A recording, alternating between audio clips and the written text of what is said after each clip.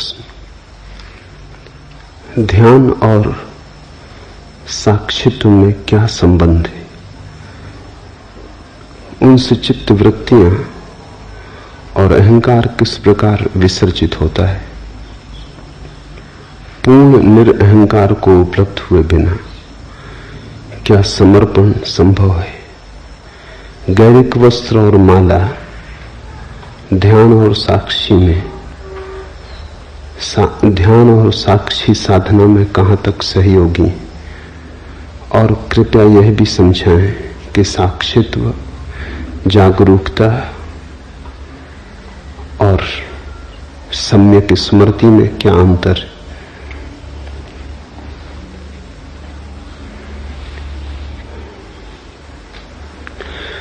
मनुष्य के जीवन को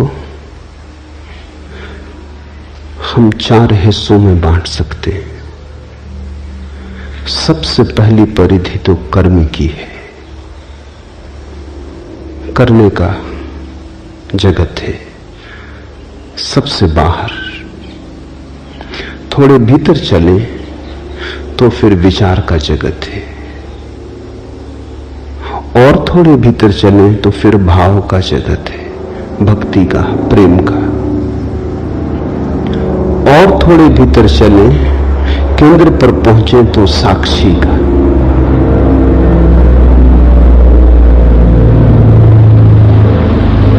साक्षी हमारा स्वभाव है, क्योंकि उसके पार जाने का कोई उपाय नहीं। कभी कोई नहीं गया, कभी कोई जा भी नहीं सकता। साक्षी का साक्षी होना असंभव है। साक्षी तो बस साक्षी है, उससे पीछे नहीं हटा जा सकता। वो हमारी बुनियाद आ गई। साक्षी की बुनियाद पर यह हमारा भवन है, भाव का, विचार का, कर्म का। इसलिए 3 योग हैं: कर्म योग, ज्ञान योग, भक्ति योग। वे तीनों ही ध्यान की पद्धतियां हैं। उन तीनों से ही साक्षी पर पहुंचने की चेष्टा होती। कर्म योग का अर्थ है कर्म धन ध्यान। सीधे कर्म से साक्षी पर जाने की जो चेष्टा है वही कर्म योग है। तो ध्यान पद्धति हुई और साक्षी भाव लक्ष्य हुआ। पूछा है ध्यान और साक्षित्व में क्या संबंध है? ध्यान मार्ग हुआ, साक्षित्व मंजिल हुई। ध्यान की परिपूर्णता है साक्षित्व, और साक्षी भाव का प्रारंभ है ध्यान। तो जो कर्म के ऊपर ध्यान को आरोपित करेगा, जो कर्म के जगत में ध्यान को जोड़ेगा, कर्म धन ध्यान, वो कर्म योगी। फिर ज्ञान योगी है, वो विचार के ऊपर ध्यान को आरोपित करता है, वो विचार के जगत में ध्यान को जोड़ता है, वो ध्यान पूर्वक विचार करने लगता है, एक नई प्रक्रिया जोड़ देता है कि जो भी करेगा होश पूर्वक करेगा। जब विचार धन ध्यान की स्थिति बनती है तो फिर साक्षी की तरफ यात्रा शुरू हुई। ध्यान है दिशा परिवर्तन। जिस चीज के साथ भी ध्यान जोड़ दोगे वही चीज साक्षी की तरफ ले जाने का वाहन बन जाएगी। फिर तीसरा मार्ग है भक्ति योग। भाव के साथ ध्यान का जोड़, भाव के साथ ज्ञान का, ध्यान का गठबंधन, भाव के साथ ध्यान की भांवर। तो भाव के साथ ध्यान पूर्ण हो जाओ। इन 3 मार्गों से व्यक्ति साक्षी की तरफ आ सकता है, लेकिन लाने वाली विधि ध्यान है। मौलिक बात ध्यान है। जैसे कोई वैद्य तुम्हें औषधि दे और कहे शहद में मिला के ले लेना, और तुम कहो शहद में लेता नहीं, मैं जैन धर्म का पालन करता हूं। तो वो कहे दूध में मिला के ले लेना, और तुम कहो दूध में ले नहीं सकता, क्योंकि दूध तो रक्त का ही हिस्सा है। मैं क्वेकर ईसाई हूं, मैं दूध नहीं पी सकता, दूध तो मांसाहार है। तो वैद्य कहे पानी में मिला के ले लेना, लेकिन औषधि एक ही है।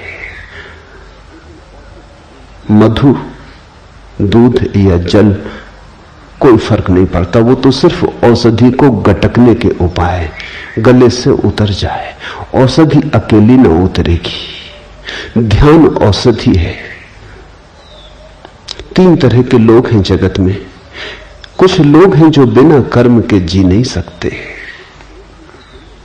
उनके सारे जीवन का प्रवाह कर्मठता का है। खाली बैठाओ, बैठ ना सकेंगे, कुछ ना कुछ करेंगे, ऊर्जा है, बहती हुई ऊर्जा है, कुछ हर्ज नहीं। तो सदगुरु कहते हैं कि फिर तुम कर्म के साथ ही ध्यान की औषधि को गटक लो। चलो यही सही, तुमसे कर्म छोड़ते नहीं बनता, ध्यान तो जोड़ सकते हो कर्म में। तुम कहते हो कर्म छोड़ के तुम्हें क्षण भर नहीं बैठ सकता, बैठ नहीं सकते ही नहीं, बैठना मेरे बस में नहीं, मेरा स्वभाव नहीं। मनोवैज्ञानिक जिनको एक्सट्रोवर्ट कहते हैं, बहिर्मुखी, सदा संलग्न है, कुछ ना कुछ काम चाहिए। जब तक थक के गिर ना जाएं, सो ना जाएं, तब तक कर्म को छोड़ना उन्हें संभव नहीं, कर्म उन्हें स्वाभाविक है। तो सदगुरु कहते हैं ठीक, कर्म पर ही सवारी कर लो, इसी का घोड़ा बना लो, इसी में मिला लो औषधि को और गटक जाओ। असली सवाल औषधि का है। तुम ध्यानपूर्वक कर्म करने लगो, जो भी करो मूर्छा में मत करो, होश पूर्वक करो, करते समय जागे रहो। फिर कुछ हैं जो कहते हैं कर्म का तो हम पर कोई प्रभाव नहीं, लेकिन विचार की बड़ी तरंगें उठती हैं, विचारक हैं, कर्म में उन्हें कोई रस नहीं, बाहर में उन्हें कोई उत्सुकता नहीं, मगर भीतर बड़े तरंगें उठती हैं, बड़ा कोलाहल है, और भीतर वो क्षण भर को निर्विचार नहीं हो पाते। वे कहते हैं कि हम बैठे शांत होकर तो और विचार आते, इतने वैसे नहीं आते जितने शांत होकर बैठ के आते हैं। पूजा, प्रार्थना, ध्यान का नाम ही रखते हैं कि बस विचारों की बड़ी आक्रमण, सेनाओं पर सेनाएं चली आती, डुबा लेती, क्या करें? तो सदगुरु कहते हैं तुम विचार में ही मिला के ध्यान को पी जाओ, विचार को रोको मत, विचार आए तो उसे देखो, उसमें खो मत, थोड़े दूर खड़े रहो, थोड़े फासले पर, शांत भाव से देखते हुए विचार को ही धीरे धीरे तुम साक्षी भाव को उपलब्ध हो जाओगे। विचार से ही ध्यान को जोड़ दो। फिर कुछ है वो कहते हैं ना हमें विचार की कोई झंझट है, ना हमें कर्म की कोई झंझट है, भाव का उद्रेक होता है, आंसू बहते, हृदय गदगद हो आता, डुबकी लग जाती, प्रेम में, स्नेह में, श्रद्धा में, भक्ति में। सदगुरु कहते हैं इसी को औषधि बना लो, इसी में ध्यान को जोड़ दो। आंसू तो बहे, ध्यान पूर्वक बहे, रोमांच तो हो लेकिन ध्यान पूर्वक हो। लेकिन सारसूत्र ध्यान है। ये जो भक्ति, कर्म और ज्ञान के भेद हैं, ये औषधि के भेद नहीं, औषधि तो एक ही है। और यही तुम्हें अष्टावक्र को समझना होगा। अष्टावक्र कहते हैं सीधे ही छलांग लगा जाओ, औषधि सीधी ही गटकी जा सकती। वो कहते हैं इन साधनों की भी जरूरत नहीं है। इसलिए अष्टावक्र न तो ज्ञान योगी हैं, न भक्ति योगी, न कर्म योगी। वो कहते हैं सीधे ही साक्षी में उतर जाओ, इन बहानों की कोई जरूरत नहीं। ये औषधि सीधी ही गटकी जा सकती है। छोड़ो बहाने, वाहन छोड़ो, सीधे ही दौड़ सकते हो, साक्षी सीधे ही हो सकते हो। इसलिए जहां तक अष्टावक्र का संबंध है, साक्षी और ध्यान में कोई फर्क नहीं। लेकिन जहां तक और पद्धतियों का संबंध है, साक्षी और ध्यान में फर्क है। ध्यान है विधि, साक्षी है मंजिल। अष्टावक्र के लिए तो मार्ग और मंजिल एक है, इसलिए तो वो कहते हैं अभी हो जाओ आनंदित। जिसकी मंजिल और मार्ग अलग है वो कभी नहीं कह सकता अभी हो जाओ। वो कहेगा चलो, लंबी यात्रा है, चढ़ो, तब पहुंचोगे पहाड़ पर। अष्टावक्र कहते हैं आंख खोलो, पहाड़ पर बैठे हो, कहां जाना, कैसा जाना। इसलिए अष्टावक्र के सूत्र तो अति क्रांतिकारी है। न तो ज्ञान, न भक्ति, न कर्म, तीनों ही इस ऊंचाई पर नहीं पहुंचते। शुद्ध साक्षी की बात है। ऐसा समझो कि दवाई गटकनी तक नहीं है, समझ लेना काफी है, बोध मात्र काफी है, सहारे की कोई जरूरत ही नहीं है, तुम वहां हो ही। लेकिन ऐसा होता है कि कुछ लोग असमर्थ हैं इस बात को मानने में। एक सूफी कहानी है। एक फकीर सत्य को खोजने निकला। अपने ही गांव के बाहर जो पहला ही संतों से मिला, एक वृक्ष के नीचे बैठे, उससे उसने पूछा कि मैं सद्गुरु को खोजने निकला हूं, आप बताएंगे कि सद्गुरु के लक्षण क्या हैं? उस फकीर ने लक्षण बता दिए। लक्षण बड़े सरल थे।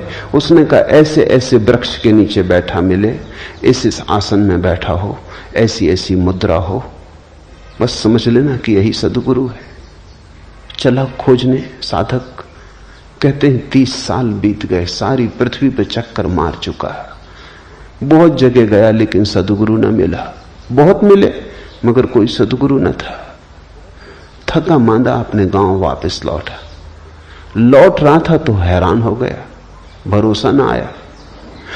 वो बूढ़ा बैठा था उसी वृक्ष के नीचे। अब उसको दिखाई पड़ा कि ये तो वृक्ष वही है जो इस बूढ़े ने कहा था, ऐसे ऐसे वृक्ष के नीचे बैठा हो, और ये आसन भी वही लगाया है, लेकिन ये आसन तो 30 साल पहले भी लगाया था। क्या मैं अंधा था? इसके चेहरे पे भाव भी वही, मुद्रा भी वही। वो उसके चरणों में गिर पड़ा, कहा कि आपने पहले ही मुझे क्यों ना कहा? 30 साल मुझे भटकाया क्यों? ये क्यों ना कहा कि मैं ही सद्गुरु? उस बूढ़े ने कहा मैंने तो कहा था, लेकिन तुम तब सुनने को तैयार न थे। तुम बिना भटके घर भी नहीं आ सकते। अपने घर आने के लिए भी तुम्हें 1000 घरों पर दस्तक मारनी पड़ेगी, तभी तुम आओगे। कह तो दिया था मैंने, सब बता दिया था कि ऐसे ऐसे वृक्ष की, यही वृक्ष की व्याख्या कर रहा था, यही मुद्रा में बैठा था, लेकिन तुम भागे भागे थे, तुम ठीक से सुन ना सके, तुम जल्दी में थे, तुम कहीं खोजने जा रहे थे। खोज बड़ी महत्वपूर्ण थी, सत्य महत्वपूर्ण नहीं था तुम्हें, लेकिन आ गए तुम। मैं थका जा रहा था तुम्हारे लिए बैठा बैठा इसी मुद्रा में। 30 साल तुम तो भटक रहे थे, मेरी तो सोचो। इसी झाड़ के नीचे बैठा कि किसी दिन तुम आओगे तो कहीं ऐसा ना हो कि तब तक मैं विदा हो जाऊं। तुम्हारे लिए रुका था, आ गए तुम। 30 साल तुम्हें भटकना पड़ा अपने कारण। सद्गुरु मौजूद था। बहुत बार जीवन में ऐसा होता है, जो पास है वो दिखाई नहीं पड़ता, जो दूर है वो आकर्षक मालूम होता है। दूर के ढोल सुहावने मालूम होते हैं।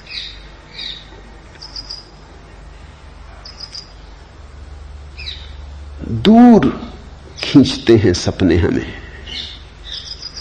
अष्टावक्र कहते हैं कि तुम ही हो वही जिसकी तुम खोज कर रहे हो, और अभी और यहीं तुम वही हो। कृष्णमूर्ति जो कह रहे हैं लोगों से, वो शुद्ध अष्टावक्र का संदेश है। न अष्टावक्र को किसी ने समझा, न कृष्णमूर्ति को कोई समझता है। और तथाकथित साधु सन्यासी तो बहुत नाराज होते, क्योंकि कृष्णमूर्ति कहते हैं ध्यान की कोई जरूरत नहीं। बिल्कुल ठीक कहते हैं। न भक्ति की कोई जरूरत, न कर्म की कोई जरूरत, न ज्ञान की कोई जरूरत। साधारण साधु संत बड़े विचलित हो जाते हैं कि कुछ भी जरूरत नहीं, भटका दोगे लोगों को। भटकाइए, साधु संत रहे। कृष्णमूर्ति तो सीधा अष्टावक्र का संदेश ही दे रहे हैं। वो इतना ही कह रहे हैं, कुछ जरूरत नहीं, क्योंकि जरूरत तो तब होती है जब तुमने खोया होता है। जरा झटकारो धूल, उठो, ठंडे पानी के छींटे आंख पे मार लो, और क्या करना है। तो अष्टावक्र के दर्शन में तो साक्षी और ध्यान एक ही है, क्योंकि मंजिल और मार्ग एक ही है। लेकिन और सभी मार्गों और प्रणालियों में ध्यान विधि है, साक्षी उसका अंतिम फल है। उनसे चित्तवृत्तियां और अहंकार किस प्रकार विसर्जित होते हैं। साक्षी भाव से चित्तवृत्तियां और अहंकार विसर्जित नहीं होते। साक्षी भाव में पता चलता है कि वे कभी थे ही नहीं। विसर्जित तो तब हो जब रहे हो। तुम ऐसा समझो कि तुम एक अंधेरे कमरे में बैठे हो, समझ रहे हो कि भूत है, तुम्हारा ही कुर्ता टंगा है, मगर भय में और घबराहट में और कल्पना के जाल में तुमने उसमें हाथ भी जोड़ लिए, पैर भी जोड़ लिए, वो खड़ा तुम्हें डरा रहा है। अब कोई कहे कि दिया जला लो, तो तुम पूछोगे दिया के जलने से भूत कैसे दूर होता है। लेकिन दिए के जलने से भूत दूर हो जाता है, क्योंकि भूत है नहीं। होता तो दिए के जलने से दूर नहीं होता। दिए के जलने से भूत के दूर होने का क्या लेना देना है। अगर भूत होता ही तो दिए के जलने से दूर ना होता। नहीं है, आभास होता है, इसलिए दूर भी हो जाता है। तुम हजारों ऐसी बीमारियों से पीड़ित रहते हो जो नहीं है, इसलिए किसी साधु संत की राख भी काम कर जाती है। इसलिए नहीं कि तुम्हारी बीमारी को राख से दूर होने का कोई संबंध है। पागल हुए हो? राख से कहीं बीमारियां दूर हुई? नहीं तो सब औषधि शास्त्र व्यर्थ हो जाएं। राख से बीमारी दूर नहीं होती, सिर्फ बीमारी थी ये ख्याल दूर होता है। मैंने सुना है एक वैद्य के संबंध में, खुद उन्होंने मुझसे कहा, एक आदिवासी क्षेत्र में बस्तर के पास वो रहते, तो बस्तर से दूर देहात से एक आदिवासी आया। वो एक गांव में गए हुए थे, आदिवासियों का गांव था। वो बीमार था, तो वैद्य के पास लिखने को भी कोई उपाय ना था। गांव में ना तो फाउंटेन पेन था, ना कलम थी, ना कागज था। तो पास में पड़े हुए एक खपड़े पर पत्थर के एक टुकड़े से उन्होंने औषधि का नाम लिख दिया और कहा कि बस इसको तो 1 महीने भर घोंट के दूध में मिला के पी लेना, सब ठीक हो जाएगा। वो आदमी महीने भर बाद आया, बिल्कुल ठीक हो गया, स्वस्थ चंगा। वैद्य ने कहा दवा काम कर गई? उसने कहा गजब की काम कर गई, अब फिर एक और खपड़े पे लिख के दे दें। उसने कहा तेरा मतलब? उसने कहा खपड़ा तो खत्म हो गया, घोल के पी गए, मगर गजब की दवा थी और वो ठीक भी होके आ गया है। अब वैद्य भी कुछ कहे तो ठीक नहीं, अब कुछ कहना उचित ही नहीं। वो मुझसे कहने लगे, फिर मैंने कुछ नहीं कहा, जब ठीक ही हो गया तो जो ठीक कर दे वो दवा। अब इसको और भटकाने में क्या सार है? ये कहना कि पागल, हमने दवा का नाम लिखा था, वो तो तूने खरीदी नहीं, वो प्रिस्क्रिप्शन को ही पी गए, मगर काम कर गई बात। बीमारी झूठी रही होगी, मनोकल्पित रही होगी। मनोवैज्ञानिक कहते हैं हमारी 100 में से 90 बीमारियां मनोकल्पित। और जैसे जैसे समझ बढ़ती है, ऐसा संभावना है कि 99% मनोकल्पित हो सकती है। और एक दिन ऐसी भी घटना आ सकती है कि 100% बीमारियां मनोकल्पित हों। इसलिए तो दुनिया में इतने चिकित्सा शास्त्र काम करते। एलोपैथी लो, उससे भी मरीज ठीक हो जाता है। आयुर्वेदिक लो, उससे भी ठीक हो जाता है। होम्योपैथी, उससे भी ठीक हो जाता है। यूनानी, उससे भी ठीक हो जाता है। नेचुरोपैथी से भी ठीक हो जाता है। और गंडे ताबीज भी काम करते हैं। आश्चर्यजनक है, अगर बीमारी वस्तुता है तो फिर बीमारी को दूर करने का एक विशिष्ट उपाय ही हो सकता है। सब उपाय काम नहीं करेंगे, बीमारी है नहीं। तुम्हें जिस पे भरोसा है, किसी को एलोपैथी पे भरोसा है, काम हो जाता है। बीमारी से ज्यादा डॉक्टर का नाम काम करता है। तुमने कभी ख्याल किया, जब भी तुम बड़े डॉक्टर को दिखा के लौटते हो जेब खाली करके, काफी फीस देके, आधे तो तुम वैसे ही ठीक हो जाते। अगर वही डॉक्टर मुफ्त प्रिस्क्रिप्शन लिख दे तो तुम्हें असर ना होगा। डॉक्टर की दवा कम काम करती है, चुकाई गई फीस ज्यादा काम करती। एक दफा ख्याल आ जाए कि डॉक्टर बहुत बड़ा, सबसे बड़ा डॉक्टर, बस काफी है। तुम पूछते हो अहंकार और चित्तवृत्तियां साक्षी भाव में कैसे विसर्जित होती हैं? विसर्जित नहीं होती हैं, होती तो विसर्जित होती हैं। साक्षी भाव में पता चलता है कि अरे पागल, नाहक भटकता था, अपने ही कल्पना के मृग जाल बिछाए, मृग तृष्णाएं बनाई, सब कल्पना थी। विसर्जित नहीं होती, साक्षी में जाग के पता चलता है थी ही नहीं। पूर्ण निरअहंकार को उपलब्ध हुए बिना क्या समर्पण संभव है? यह महत्वपूर्ण प्रश्न है। पूछने वाला कह रहा है पूर्ण निरअहंकार को उपलब्ध हुए बिना क्या समर्पण संभव है? लेकिन पूछने वाले का मन शायद अनजाने में चालाकी कर गया। निरअहंकार में तो पूर्ण जोड़ा है, समर्पण में पूर्ण नहीं जोड़ा। पूर्ण निरअहकार के बिना पूर्ण समर्पण संभव नहीं है। जितना अहंकार छोड़ोगे उतना ही समर्पण संभव है। 50% अहंकार छोड़ोगे तो 50% समर्पण संभव। अहंकार का छोड़ना और समर्पण दो बातें थोड़ी हैं, एक ही बात को कहने के दो ढंग हैं। तो तुम कहो कि पूर्ण अहंकार को छोड़े बिना तो समर्पण संभव नहीं, पूर्ण समर्पण संभव नहीं, धोखा मत दे लेना अपने को। तो सोचो कि समर्पण की क्या जरूरत जब पूर्ण अहंकार छूटेगा, और वो तो कब छूटेगा, कैसे छूटेगा? जितना अहंकार छूटेगा उतना समर्पण संभव है। अब पूर्ण की प्रतीक्षा मत करो, जितना बने उतना करो।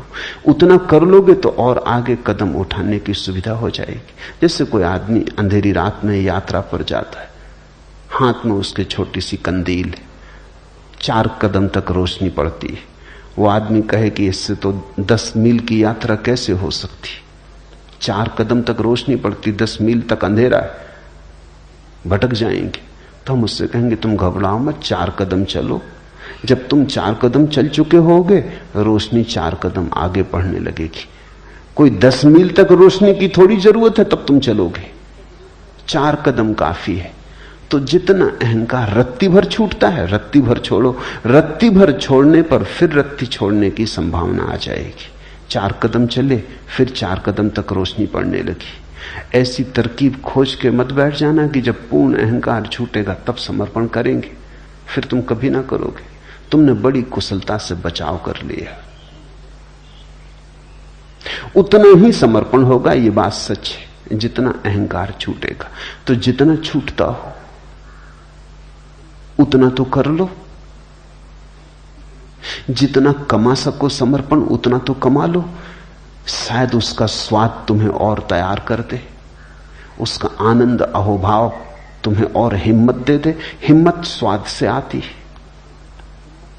कोई आदमी कहे कि जब तक हम पूरा तैरना न सीख लेंगे तब तक पानी में न उतरेंगे। ठीक कह रहा है, गणित की बात कह रहा है, तर्क की बात कह रहा है। ऐसे बिना सीखे पानी में उतर गए और खा गए डुबकी, ऐसी झंझट न करेंगे। पहले तैरना सीख लेंगे पूरा, फिर उतरेंगे। मगर पूरा सीखोगे कहां? गद्दी पर। पूरा तैरना सीखोगे कहां? पानी में तो उतरना ही पड़ेगा। मगर तुमसे कोई नहीं कह रहा है कि तुम सागर में उतर जाओ, किनारे पर उतरो, गले गले तक उतरो, जहां तक हिम्मत हो वहां तक उतरो, वहां तैरना सीखो। धीरे धीरे हिम्मत बढ़ेगी, 2-2 हाथ आगे बढ़ोगे, सागर की पूरी गहराई भी फिर तैरी जा सकती। तैरना आ जाए एक बार, और तैरना आने के लिए उतरना तो पड़ेगा ही। किनारे पर ही उतरो। मैं नहीं कह रहा हूं कि तुम सीधे किसी पहाड़ से किसी गहरी नदी में छलांग लगा लो। किनारे पर ही उतरो। जल के साथ थोड़ी दोस्ती बनाओ, जल को जरा पहचानो, हाथ पैर तड़फड़ाओ। तैरना है क्या? कुशलता पूर्वक हाथ पैर तड़फड़ाना। तड़फड़ाना सभी को आता है। किसी आदमी को जो कभी नहीं तैरा उसे भी पानी में फेंक दो तो वो भी तड़फड़ाता है। उसमें और तैरने वाले में फर्क थोड़ी सी कुशलता का है, क्रिया का कोई फर्क नहीं।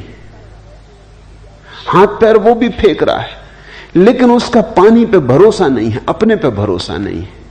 वो डर रहा है कि कहीं डूब ना जाऊं। वो डर ही उसे डुबा देगा। जल ने थोड़ी किसी को कभी डुबाया है। तुमने देखा मुर्दे ऊपर तैर जाते, मुर्दे पानी पे तैरने लगते।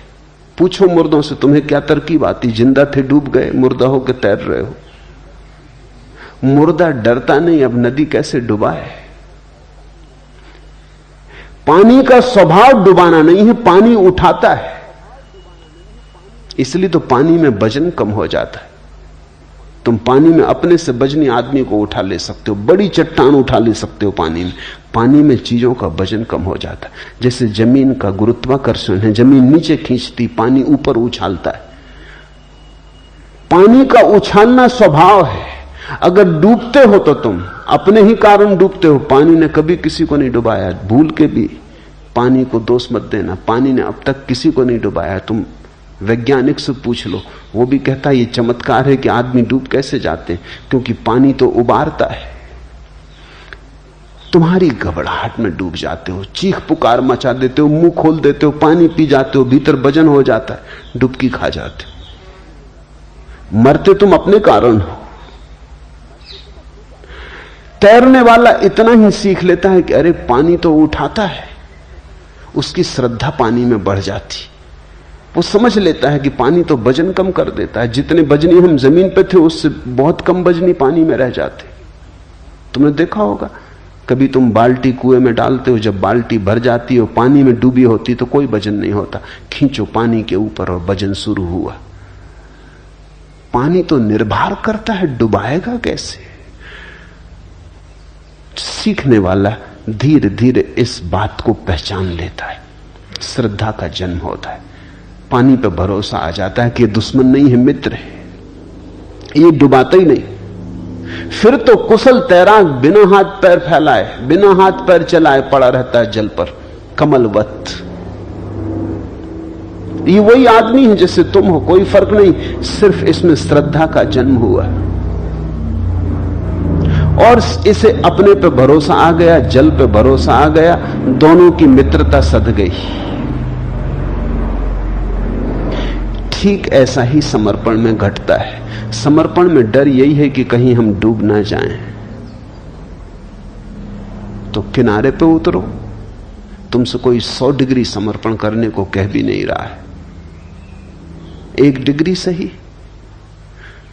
उतर उतर के पहचान आएगी, स्वाद बढ़ेगा, रस जगेगा, प्राण पुलकित होंगे। तुम चकित होगे कि कितना गमाया। अहंकार के साथ जरा से समर्पण से कितना पाया। नए द्वार खुले, प्रकाश द्वार, नई हवाएं बही प्राणों में, नई पुलक, नई उमंग, सब ताजा ताजा। तुम पहली दफा जीवन को देखोगे, तुम्हें पहली दफा आंखों से धुंध हटेगी, प्रभु का रूप थोड़ा थोड़ा प्रकट होना शुरू होगा। इधर समर्पण, उधर प्रभु पास आया, क्योंकि इधर तुम मिटना शुरू हुए, उधर प्रभु प्रकट होना शुरू हुआ। प्रभु दूर थोड़ी, तुम्हारे बजनी अहंकार के कारण तुम्हें दिखाई नहीं पड़ता। तुम्हारी आंखें अहंकार से भरी हैं, इसलिए दिखाई नहीं पड़ता। खाली आंखें देखने में समर्थ हो जाती। फिर धीरे धीरे हिम्मत बढ़ती जाती, श्रद्धा, आत्मविश्वास। तुम और समर्पण करते हो, एक दिन तुम पूरी छलांग ले लेते हो। एक दिन तुम कहते हो अब बस बहुत हो गया। अपने को बचाने में ही अपने को गमाया अब तक। एक दिन समझ में आ जाती बात, अब डुबा देंगे और डुबा के बचा लेंगे। धन है वे जो डूबने को राजी, क्योंकि उनको फिर कोई डुबा नहीं सकता। अभागे हैं वे जो बच रहे हैं, क्योंकि वे डूबे ही हुए हैं। उनकी नाव आज नहीं कल टकरा के डूब जाएगी। फिर अहंकार और समर्पण की बात में एक बात और ख्याल कर लेनी जरूरी है। मन बड़ा चालाक है, वो तरकीबें खोजता है। मन कहता है तो पहला कौन, अहंकार का छोड़ना पहले कि समर्पण पहले? पहले समर्पण करें तो अहंकार छूटेगा कि अहंकार छोड़ें तो समर्पण होगा? तुम इस तरह की बातें, बाजार जाते हो अंडा खरीदने, तब तुम नहीं पूछते कि पहले कौन, अंडा की मुर्गी। अगर तुम ये पूछो तो तुम अंडा खरीद के कभी घर ना आ सकोगे। तुम बस खरीद के चले आते हो, पूछते नहीं कि पहले कौन। पहले पक्का तो कर ले कि अंडा पहले कि मुर्गी पहले। अंडा या मुर्गी, बहुत लोगों ने विवाद किए। अंडा मुर्गी का प्रश्न बड़ा प्राचीन है। पहले कौन आता है, बड़ा कठिन है उत्तर खोज पाना। क्योंकि जैसे ही तुम कहो अंडा पहले आता, कठिनाई शुरू हो जाती, क्योंकि अंडा आया होगा मुर्गी से, तो मुर्गी पहले आ गई। जैसे ही कहो मुर्गी आती पहले, वैसी मुश्किल फिर खड़ी हो जाती, क्योंकि मुर्गी आएगी कैसे बिना अंडे के। ये तो एक वर्तुलाकार चक्कर है। प्रश्न भूल भरा है। प्रश्न भूल भरा है इसलिए है कि मुर्गा और अंडे दो नहीं है। मुर्गा और अंडा एक ही चीज की दो अवस्थाएं। आगे पीछे रखने में, दो कर लेने में तुम प्रश्न को उठा रहे हो। मुर्गी अंडे का एक रूप है, पूरा प्रकट रूप। अंडा मुर्गी का एक रूप है, अप्रकट रूप, जैसे बीज और वृक्ष। ऐसा ही निरअहंकार और समर्पण है। कौन पहले, इस विवाद में पड़ के समय मत गंवाना। अगर मुर्गी ले आए तो अंडा भी ले आए, अगर अंडा ले आए तो मुर्गी भी ले आए। एक आ गया तो दूसरा आ ही गया। कहीं से भी शुरू करो। अगर अहंकार छोड़ सकते हो, अहंकार छोड़ने से शुरू करो। अगर अहंकार नहीं छोड़ सकते तो समर्पण करने से शुरू करो। समर्पण किया तो अहंकार छूटा, पूर्ण छूटा, ऐसा मैं कह नहीं रहा हूं। जितना समर्पण किया उतना छूटा। अगर समर्पण करना मुश्किल मालूम पड़ता है तो अहंकार छोड़ो। जितना छूटेगा अहंकार उतना समर्पण हो जाएगा। दुनिया में दो तरह के धर्म हैं, एक है निरअहंकारिता के धर्म और एक है समर्पण के धर्म। एक है मुर्गी पर जोर देने वाले धर्म, एक है अंडे पर जोर देने वाले धर्म। दोनों सही हैं, क्योंकि एक आ गया तो दूसरा अपने आप आ जाता है। जैसे महावीर का धर्म है जैन धर्म, बुद्ध का धर्म है बौद्ध धर्म। उनमें समर्पण के लिए कोई जगह नहीं। सिर्फ अहंकार छोड़ो। समर्पण करोगे कहां? कोई परमात्मा नहीं है जिसके सामने समर्पण हो सके। महावीर कहते हैं अशरण, शरण जाने की कोई जगह ही नहीं। किसकी शरण जाओगे? अशरण में हो जाओ, लेकिन अहंकार छोड़ो।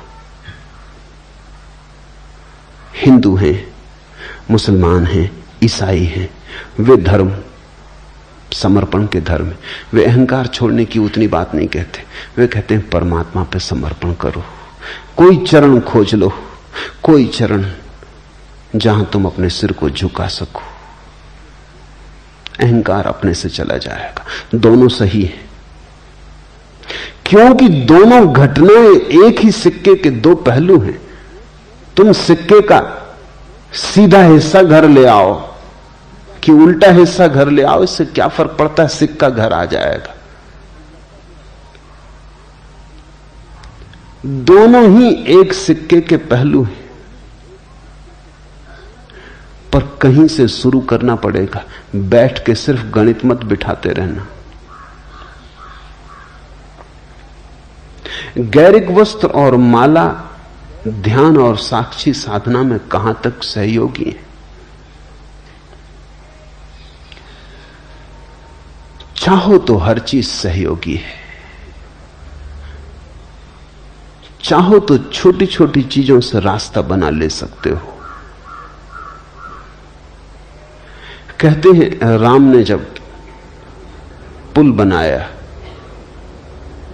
लंका को जोड़ने को, जब सागर सेतु बनाया, तो गिलहरियां छोटी छोटी रेत के कण और कंकड़ ले आई। उनका भी हाथ हुआ, उन्होंने भी सेतु को बनने में सहायता दी। बड़े बड़ी चट्टाने वाले लाने वाले लोग भी थे, छोटी छोटी गिलहरियां भी थीं, जो उनसे बन सका उन्होंने किया। कपड़े के बदल लेने से बहुत आशा मत करना, क्योंकि कपड़े के बदल लेने से अगर सब बदलता होता तो बात बड़ी आसान हो जाती। माला के गले में डाल लेने से ही मत समझ लेना कि बहुत कुछ हो जाएगा, क्रांति घट जाएगी। इतनी सस्ती क्रांति नहीं है। लेकिन इससे यह भी मत सोच लेना कि यह गिलहरी का उपाय, इससे क्या होगा। राम ने गिलहरियों को भी धन्यवाद दिया। ये छोटे छोटे उपाय भी कारगर हैं। कारगर इस तरह है, अचानक तुम अपने गांव वापस जाओगे गैरिक वस्त्रों में, सारा गांव चौंक के तुम्हें देखेगा। तुम उस गांव में फिर ठीक उसी तरह से न बैठ पाओगे जिस तरह पहले बैठते थे।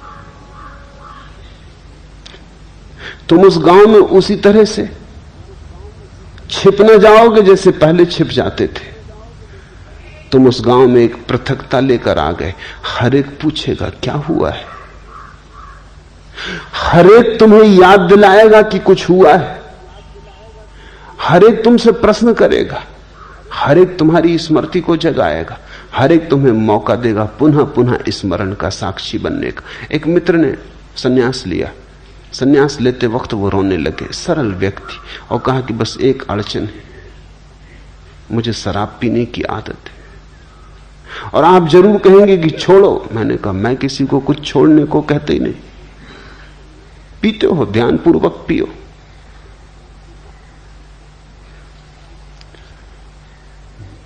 उन्होंने कहा क्या मतलब, सन्यासी होके भी मैं शराब पीऊं? तुम्हारी मर्जी, सन्यास मैंने दे दिया, अब तुम समझो। वो कोई महीने भर बाद आए, कहने लगे आपने चालबाजी की। शराब घर में खड़ा था, एक आदमी आके मेरे पैर पड़ लिया, कहा स्वामी जी कहां से आए? मैं भागा वहां से। मैंने कहा कि ये स्वामी जी उस शराब घर में।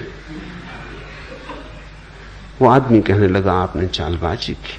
अब शराब घर की तरफ जाने में डरता हूं कि कोई पैर वगैरह छू ले या कोई नमस्कार वगैरह कर ले। आज 15 दिन से नहीं गया हूं। एक स्मृति बनी, एक याददाश्त जगी। तुम इन गैरिक वस्त्रों में उसी भांति क्रोध न कर पाओगे जैसा कल तक करते रहे थे। कोई चीज चोट करेगी, कोई चीज कहेगी अब तो छोड़ो। अब ये गैरिक वस्त्रों में बड़ा बेहुदा लगता है। मैं तुम्हारे लिए गैरिक वस्त्र देकर सिर्फ थोड़ी अड़चन पैदा कर रहा हूं और कुछ भी नहीं। तुम अगर चोर हो तो उसी आसानी से चोर न रह सकोगे। तुम अगर धन के पागल दीवाने हो, लोभी हो, तो तुम्हारे लोभ में वही बल न रह जाएगा। तुम अगर राजनीति में दौड़ रहे हो, पद की प्रतिष्ठा में लगे थे, अचानक तुम पाओगे कुछ सार नहीं। ये छोटे से वस्त्र बड़े प्रतीकात्मक हो जाएंगे। अपने आप में इनका मूल्य नहीं है, लेकिन इनके साथ जुड़ जाने में तुम धीरे धीरे पाओगे बात तो बड़ी छोटी थी, बीज तो बड़ा छोटा था, धीरे धीरे बड़ा हो गया। धीरे धीरे उसने सब बदल डाला। तुम्हारे कृत्य बदलेंगे, तुम्हारी आदतें बदलेंगी, तुम्हारे उठने बैठने का ढंग बदलेगा, तुम्हारे जीवन में एक नया प्रसाद। लोगों की अपेक्षाएं तुम्हारे प्रति बदलेंगी, लोगों की आंखें तुम्हारे प्रति बदलेंगी। नाम का परिवर्तन, पुराने नाम से संबद्ध विच्छेद हो जाएगा। वस्त्र का परिवर्तन, पुरानी तुम्हारी रूपरेखा से मुक्ति हो जाएगी। ये गले में तुम्हारी माला तुम्हें मेरी याद दिलाती रहेगी। ये मेरे और तुम्हारे बीच एक सेतु बन जाएगी। तुम मुझे भूल ना पाओगे इतनी आसानी से, और लोग तुम्हें पृथक करने लगेंगे, और उनका पृथक करना तुम्हारे लिए साक्षी होने में बड़ा सहयोगी हो जाएगा। लेकिन मैं ये नहीं कह रहा हूं कि इतना कर लेने से सब हो जाएगा, कि बस पहन लिए वस्त्र और माला डाल ली, समझा कि खत्म, यात्रा पूरी। तुम पे निर्भर है। ये संकेत जैसे हैं, जैसे मील के किनारे पत्थर लगा होता, लिखा रहता है कि 12 मील, 50 मील, 100 मील दिल्ली।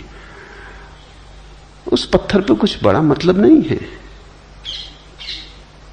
पत्थर हो या ना हो, दिल्ली 100 मील है तो 100 मील है।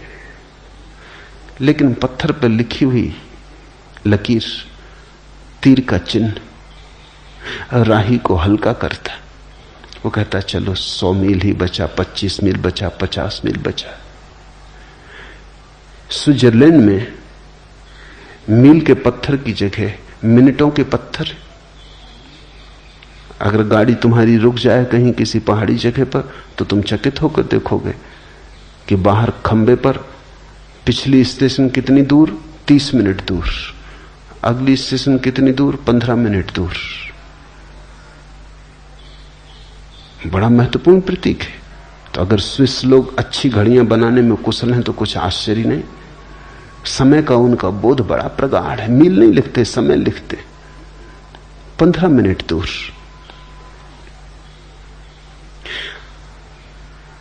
खबर मिलती है कि समय का बोध प्रगाढ़ है इस जाति का। तुम गैरिक वस्त्र पहने हो, कुछ खबर मिलती तुम्हारे बाबत। हर चीज खबर देती, कैसे तुम बैठते हो, कैसे तुम उठते हो, कैसे तुम देखते हो, हर चीज खबर देती। सैनिकों को हम ढीले वस्त्र नहीं पहनाते, दुनिया में कोई जाति नहीं पहनाती। पहनाएगी तो हार खाएगी। सैनिक को ढीले वस्त्र पहनाना खतरनाक सिद्ध हो सकता है। सैनिक को हम चुस्त वस्त्र पहनाते, इतने चुस्त वस्त्र जिनमें वो हमेशा अड़चन अनुभव करता है और इच्छा होती कि कब इनके बाहर कूद के निकल जाए। चुस्त वस्त्र झगड़ेलू आदत पैदा करते। चुस्त वस्त्र में बैठा आदमी लड़ने को तत्पर रहता है। ढीले वस्त्र का आदमी थोड़ा विश्राम में होता है। सिर्फ सम्राट ढीले वस्त्र पहनते थे, या सन्यासी या फकीर। तुमने कभी देखा कि ढीले वस्त्र पहन के अगर तुम सीढ़ियां चढ़ो तो तुम एक एक सीढ़ी चढ़ोगे। चुस्त वस्त्र पहन के चढ़ो, दो दो एक साथ चढ़ जाओगे। चुस्त वस्त्र पहने हो तो तुम क्रोध से भरे हो। कोई जरा सी बात कहेगा और बेचैनी खड़ी हो जाएगी। ढीले वस्त्र पहने हो तुम थोड़े विश्राम में रहोगे। छोटी छोटी चीजें फर्क लाती। जीवन छोटी छोटी चीजों से बनता है। गिलहरियों के द्वारा लाए गए छोटे छोटे कंकर पत्थर जीवन के सेतु को निर्मित करते। क्या तुम खाते हो, क्या तुम पहनते हो, कैसे उठते बैठते हो, सबका अंतिम परिणाम है। सबका जोड़ हो तुम। अब एक आदमी चला जा रहा है, चमकीले भड़कीले रंगीले वस्त्र पहने, तो कुछ खबर देता है। एक स्त्री चली जा रही है, बेहुदे अश्लील शरीर को उभारने वाले वस्त्र पहने, कुछ खबर देती। एक आदमी ने सीधे सादे वस्त्र पहने, ढीले विश्राम से भरे, कुछ खबर मिलती उस आदमी के संबंध में। मनोवैज्ञानिक कहते हैं अगर तुम एक आदमी को आधा घंटा तक चुपचाप देखते रहो, कैसे वस्त्र पहने, कैसा उठता, कैसा बैठता, कैसा देखता, तो तुम उस आदमी के संबंध में इतनी बातें जान लोगे कि तुम भरोसा ना कर सकोगे। हमारी हर गतिविधि, हर भाव भंगिमा हमारी है। भाव भंगिमा के बदलने से हम बदलते हैं, हमारे बदलने से भाव भंगिमा बदलती। तो ये तो केवल प्रतीक है, ये तुम्हें साथ देंगे, ये तुम्हारे लिए इशारे बने रहेंगे, ये तुम्हें जागरूक रखने के लिए थोड़ा सा सहारा है।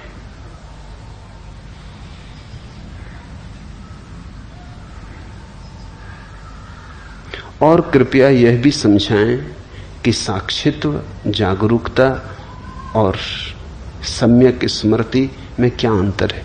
कोई भी अंतर नहीं है, वो सब पर्यायवाची शब्द हैं। अलग अलग परंपराओं ने उनका उपयोग किया है। जागरूकता कृष्णमूर्ति उपयोग करते हैं, सम्यक स्मृति, माइंडफुलनेस बुद्ध ने उपयोग किया है, साक्षित्व अष्टावक्र ने, उपनिषदों ने, गीता ने उपयोग किया है। सिर्फ भेद अलग अलग परंपराओं का है, लेकिन उनके पीछे जिसकी तरफ इशारा है वो एक ही है। दूसरा प्रश्न, आपके महागीता पर हुए पहले प्रवचन के समय अनेक लोग आंसू बहा के रो रहे थे, उसका क्या मतलब है? क्या रोने वाले कमजोर मन के लोग हैं या आपकी वाणी का यह प्रभाव है? कृपया इस पर थोड़ा प्रकाश डालें। एक बात पक्की है कि पूछने वाले कठोर मन के आदमी, आंसुओं में उन्हें सिर्फ कमजोरी दिखाई पड़ी। एक बात पक्की है, पूछने वाले व्यक्ति के आंख के आंसू सूख गए, आंखें बंजर हो गई, मरुस्थल जैसी, उनमें फूल नहीं खिलते। आंसू तो आंख के फूल हैं। पूछने वाले का भाव मर गया है, पूछने वाले का हृदय अवरुद्ध हो गया है। पूछने वाला सिर्फ बुद्धि से जी रहा होगा, उसने भाव को तिलांजलि दे दी, सोच विचार से जी रहा होगा। प्रेम और करुणा और जीवन की तरफ जो लगाव की, चाहत की, आनंद की संभावना है, उसे इंकार कर दिया होगा। कोई रसधार नहीं बहती होगी, सूखा साखा मरुस्थल जैसा मन हो गया होगा। इसलिए पहली बात यह ख्याल में आई कि जो लोग रोते हैं कमजोर मन के होंगे। किसने कहा तुम्हें कि रोना कमजोरी का लक्षण? मीरा खूब रोई, चैतन्य की आंखों से झरझर आंसू बहे। नहीं, कमजोरी के लक्षण नहीं, भाव के लक्षण, भाव की शक्ति के लक्षण। और ध्यान रखना, भाव विचार से गहरी बात है। मैंने कहा पहले कर्म की रेखा, फिर विचार की रेखा, फिर भाव की रेखा, फिर साक्षी का केंद्र। भाव साक्षी के निकटतम है, भक्ति भगवान के निकटतम है, कर्म बहुत दूर है, वहां से यात्रा बड़ी लंबी है। विचार भी काफी दूर है, वहां से भी यात्रा काफी लंबी है। भक्ति बिल्कुल पास है। ख्याल रखना, आंसू जरूरी रूप से दुख के कारण नहीं होते। हालांकि लोग एक ही तरह के आंसुओं से परिचित हैं जो दुख के होते। करुणा में भी आंसू बहते, आनंद में भी आंसू बहते, अहोभाव में भी आंसू बहते हैं, कृतज्ञता में भी आंसू बहते। आंसू तो सिर्फ प्रतीक हैं कि कोई ऐसी घटना भीतर घट रही है जिसको संभालना मुश्किल है, दुख या सुख। कोई ऐसी घटना भीतर घट रही है जो इतनी ज्यादा है कि ऊपर से बहने लगी। फिर वो दुख हो, इतना ज्यादा दुख हो कि भीतर संभालना मुश्किल हो जाए तो आंसुओं से बहेगा। आंसू निकास है। या आनंद घना हो जाए तो आनंद भी आंसुओं से बहेगा। आंसू निकास है। आंसू जरूरी रूप से दुख या सुख से जुड़े नहीं है, अतिरेक से जुड़े हैं।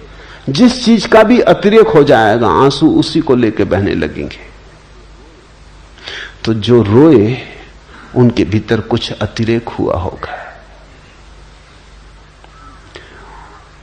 उनके हृदय पे कोई चोट पड़ी होगी, उन्होंने कोई मर्मर सुना होगा अज्ञात का। दूर अज्ञात की किरण ने उनके हृदय को स्पर्श किया होगा। उनके अंधेरे में कुछ उतरा होगा, कोई तीर उनके हृदय को पीड़ा और आह्लाद से भर गया। रोक ना पाए वो अपने आंसू।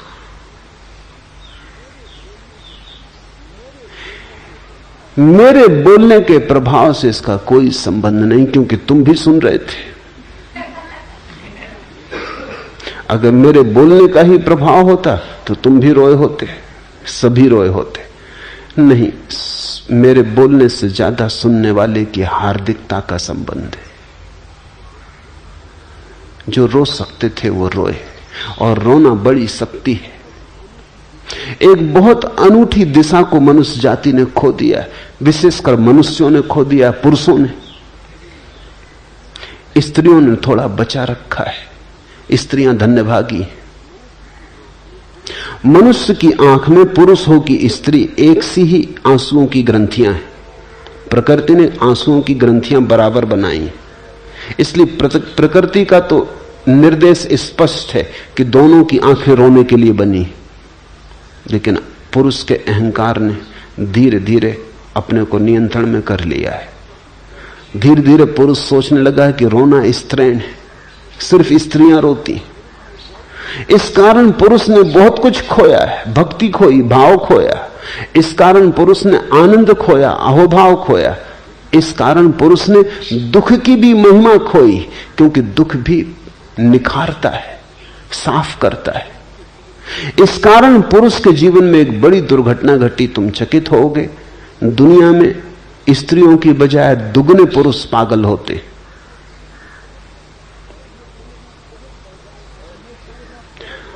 और यह संख्या बहुत बढ़ जाए अगर युद्ध बंद हो जाए, क्योंकि युद्ध में पुरुषों का पागलपन काफी निकल जाता है, बड़ी मात्रा में निकल जाता है। अगर युद्ध बिल्कुल बंद हो जाए 100 साल के लिए, तो डर है कि पुरुषों में से 90% पुरुष पागल हो जाएंगे।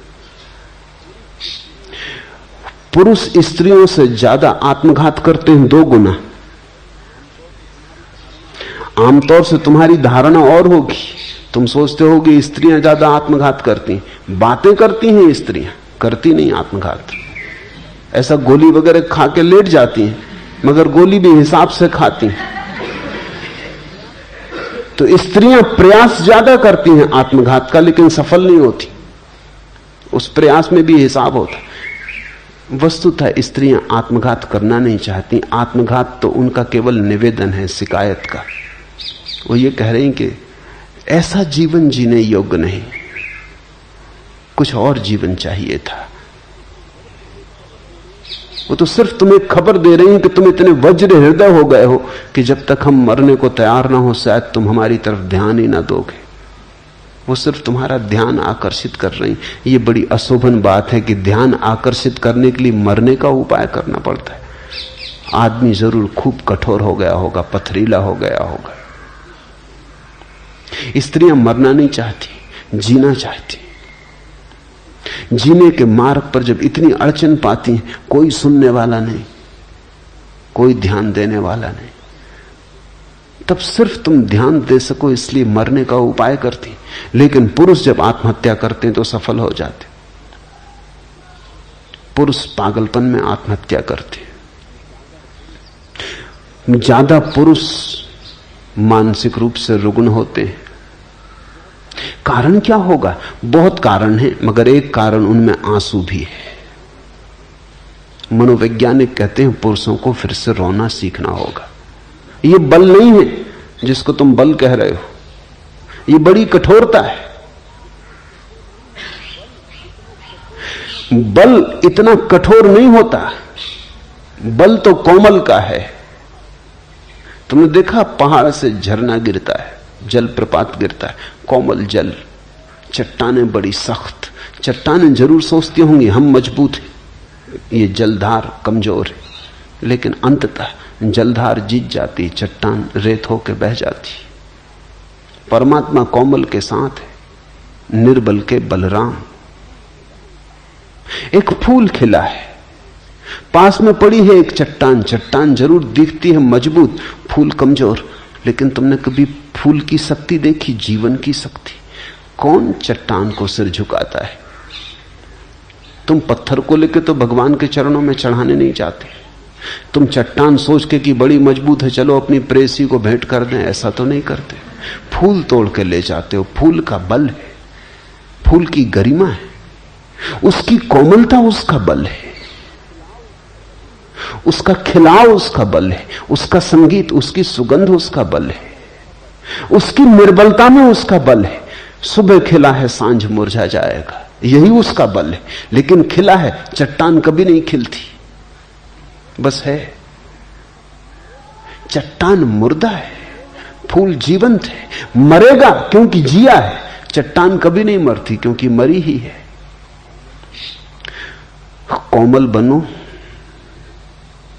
आंसुओं को फिर से पुकारो, तुम्हारी आंखों को गीत और कविता से भरने दो,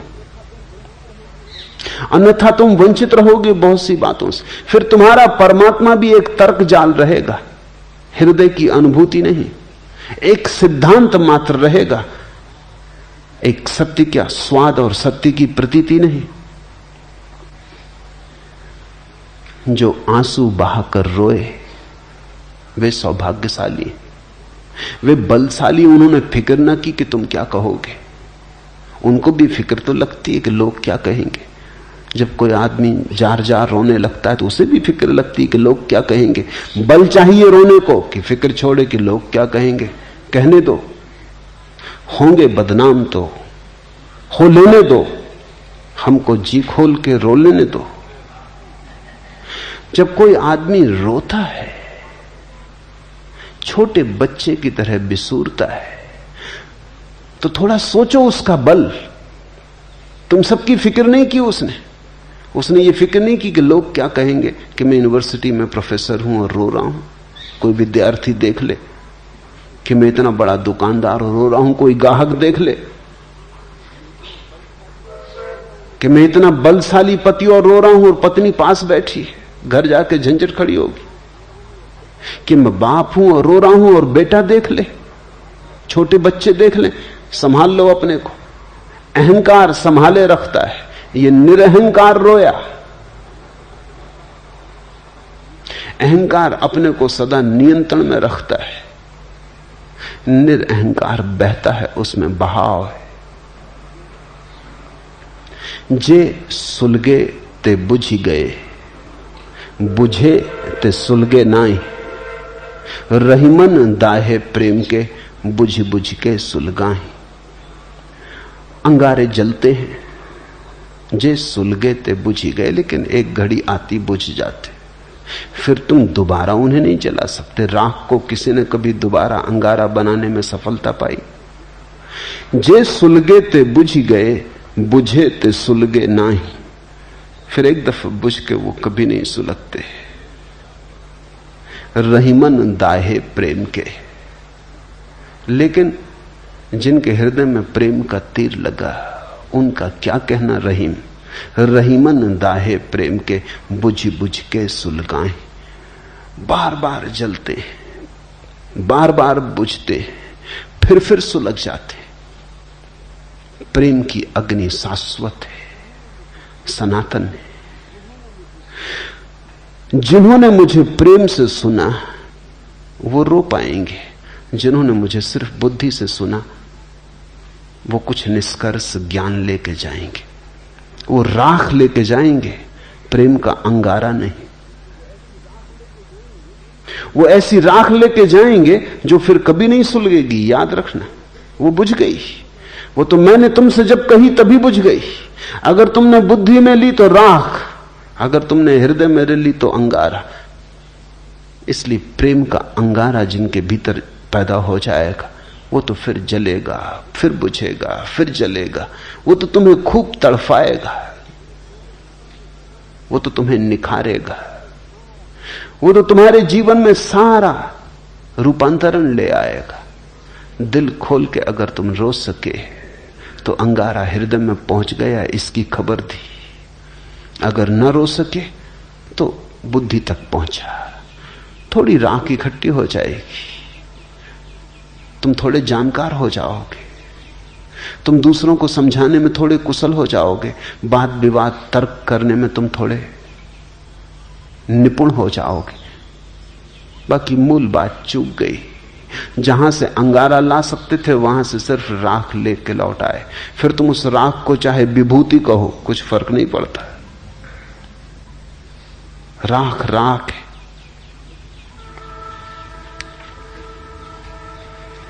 लगी आग उठे दर्द के राग दिल से, तेरे गम में आतश बयां हो गए हम। खिरत की बदौलत रहे रास्ते में, गुब्बारे पसे कारवां हो गए हम। लगी आग उठे दर्द के राग दिल से, वो आंसू आग लग जाने के आंसू थे। जब किसी को रोकते देखो उसके पास बैठ जाना। वो घड़ी सत्संग का है, वो घड़ी छोड़ने जैसी नहीं। तुम नहीं रो पा रहे तो कम से कम रोते हुए व्यक्ति के पास बैठ जाना, उसका हाथ हाथ में ले लेना, शायद बीमारी तुम्हें भी लग जाए। लगी आग उठे दर्द के राग दिल से, आग लग जाए। ये गैरिक वस्त्र आग के प्रतीक है, ये प्रेम की आग के प्रतीक है। तेरे गम में आतश बयां हो गए हम। और जब तुम्हारे भीतर हृदय में पीड़ा उठेगी, विरह का भाव उठेगा, तुम्हारी श्वास श्वास में जब अग्नि प्रकट होने लगेगी, आतश बयां। तेरे गम में आतश बयां हो गए हम। खिरत की बदौलत रहे रास्ते में, बुद्धि की बदौलत तो रास्ते में भटकते रहे। खिरत की बदौलत रहे रास्ते में, गुब्बारे पसे कारवां हो गए हम। और बुद्धि के कारण धीरे धीरे हमारी हालत ऐसी हो गई जैसे कारवां गुजरता है, उसके पीछे धूल उड़ती रहती। हम धूल हो गए। धूल के अतिरिक्त बुद्धि के हाथ में कभी कुछ लगा नहीं है। खिरत की बदौलत रहे रास्ते में, गुब्बारे पसे कारवां हो गए हम। जो दिल अपना रोशन हुआ कृष्ण मोहन, हदें मिट गई बेकरां हो गए हम। जो दिल अपना रोशन हुआ कृष्ण मोहन, अगर प्रेम में पड़ जाए चोट, हृदय पे लग जाए चोट, खिल जाए वहां आग का अंगारा। जो दिल अपना रोशन हुआ कृष्ण मोहन, हदें मिट गई बेकरां हो गए हम। उस घड़ी फिर सीमाएं टूट जाती, असीम हो जाते। आंसू असीम की तरफ तुम्हारा पहला कदम है। आंसू इस बात की खबर है कि तुम पिघले, तुम्हारी सख्त सीमाएं थोड़ी पिघली, तुम थोड़े नरम हुए, तुम थोड़े गर्म हुए, तुमने ठंडी बुद्धि थोड़ी छोड़ी, थोड़ी आग जली, थोड़ा ताप पैदा हुआ। ये आंसू ठंडे नहीं है, ये आंसू बड़े गर्म है। और ये आंसू तुम्हारे पिघलने की खबर लाते हैं। जैसे बर्फ पिघलती है, ऐसे जब तुम्हारी भीतर की अस्मिता पिघलने लगती तो आंसू बहते हैं। कतीले हवस थे तो आतश नफस थे, मोहब्बत हुई बेजुबां हो गए हम। जब बुद्धि से भरे थे, वासनाओं से भरे थे, विचारों से भरे थे तो लाख बातें की। जवान बड़ी तेज थी। कतीले हवस थे तो आतश नफस थे, मोहब्बत हुई बेजुबां हो गए हम। वे आंसू बेजुबान अवस्था की सूचनाएं। जब कुछ ऐसी घटना घटती है कि कहने का उपाय नहीं रह जाता तो न रो तो क्या करो। जब जवान कहने में असमर्थ हो जाए तो आंखें आंसुओं से कहती।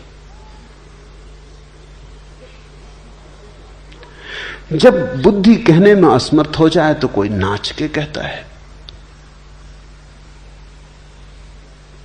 मीरा नाची, कुछ ऐसा हुआ कि कहने को शब्द न मिले। पद्म घुंघरू बांध मीरा नाची रे, रोई, जार जार रोई। कुछ ऐसा हो गया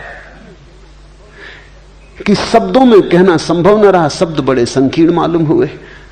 आंसू ही कह सकते थे, आंसुओं से ही कहा। नहीं, इस तरह के भाव मन में मत लेना कि वो लोग कमजोर हैं, वे लोग शक्तिशाली हैं। उनकी शक्ति कोमलता की है, उनकी शक्ति संघर्ष की और हिंसा की नहीं है, उनकी शक्ति हार्दिकता की है। क्योंकि अगर तुमने सोचा कि ये लोग कमजोर हैं तो फिर तुम कभी भी ना रोओगे। इसलिए तुमसे बार बार जोर दे के कह रहा हूं, उनको कमजोर मत समझना, उनसे ईर्ष्या करो। बार बार सोचो कि क्या हुआ कि मैं नहीं रो पा रहा हूं।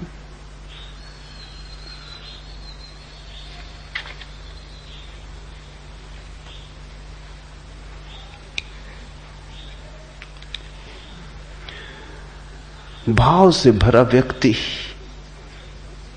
स्वयं के केंद्र के सर्वाधिक निकट है, और जितना ही भाव से भरा व्यक्ति स्वयं के निकट होता है उतनी ही ज्यादा पीड़ा को अनुभव करता है। तुम जितने घर से ज्यादा दूर हो उतने ही घर को भूलने की सुगमता है। जैसे जैसे घर करीब आने लगता है वैसे वैसे घर की याद भी आने लगती। तुम परमात्मा को भूल के बैठे हो। परमात्मा शब्द तुम्हारे कानों में पड़ता है लेकिन कोई हलचल नहीं होती।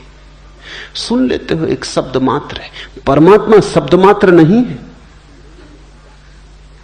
उसे सुन लेने भर की बात नहीं है। जिसके भीतर कुछ थोड़ी सी अभी भी जीवन की आग है उसे परमात्मा झकझोर देगा, शब्द मात्र झकझोर देगा। चाहते हो अगर मुझे दिल से, फिर भला किस लिए रुलाते हो। तो भक्त सदा परमात्मा से कहते रहे, चाहते हो अगर मुझे दिल से, फिर भला किस लिए रुलाते हो। रोशनी के घने अंधेरों में क्यों नजर से नजर चुराते हो। पास आए न पास आकर भी पास मुझको नहीं बुलाते हो। किस लिए आसपास रहते हो, किस लिए आसपास आते हो। तो अगर तुमने मुझे ठीक से सुना तो तुम्हें परमात्मा बहुत बार बहुत पास मालूम पड़ेगा। किस लिए आसपास रहते हो, किस लिए आसपास आते हो। पास आए न पास आकर भी पास मुझको नहीं बुलाते हो। चाहते हो अगर मुझे दिल से, फिर भला किस लिए रुलाते हो। रोशनी के घने अंधेरों में क्यों नजर से नजर चुराते हो। जो व्यक्ति भाव में उतर रहा है वो बिल्कुल इतने करीब है परमात्मा के कि परमात्मा की आंच उसे अनुभव होने लगती, नजर में नजर पड़ने लगती, सीमाएं एक दूसरे को ऊपर उतरने लगती, एक दूसरे की सीमा में अतिक्रमण होने लगता है। यहां जो कहा जा रहा है वो सिर्फ कहने को नहीं है, वो तुम्हें रूपांतरित करने को है।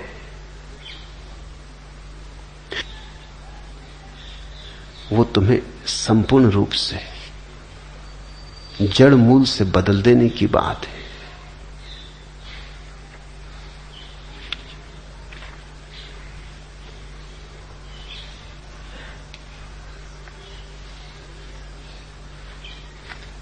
तीसरा प्रश्न, धर्म धन धारणा या धारणा धन धर्म से संस्कृति का निर्माण होता है और संस्कृति से समाज और उसकी परंपराएं बनती।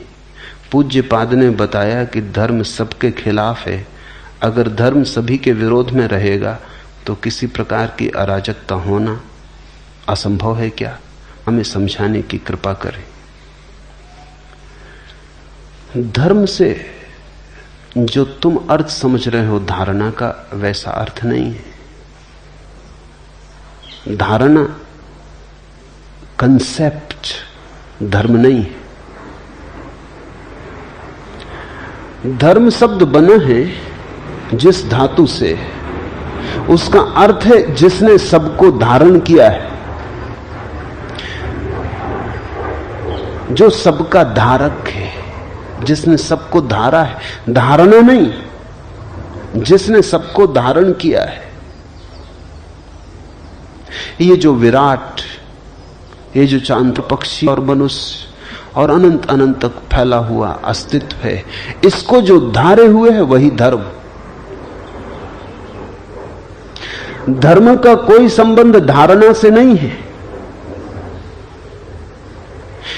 तुम्हारी धारणा हिंदू की है, किसी की मुसलमान की है, किसी की ईसाई की, इससे धर्म का कोई संबंध नहीं। ये धारणाएं, ये बुद्धि की धारणाएं। धर्म तो उस मौलिक सत्य का नाम है जिसने सब को संभाला है, जिसके बिना सब बिखर जाएगा, जो सबको जोड़े हुए है, जो सबकी समग्रता है, जो सबका सेतु है। वही, जैसे हम फूल की माला बनाते हैं, की माला रखी हो, फर्क क्या है? ढेर अराजक है, उसमें कोई एक फूल से दूसरे फूल से संबंध नहीं, सब फूल असंबंधित है। माला में एक धागा पिरोया, वो धागा दिखाई नहीं पड़ता, वो फूलों में छिपा है, लेकिन एक फूल दूसरे फूल से जुड़ गया।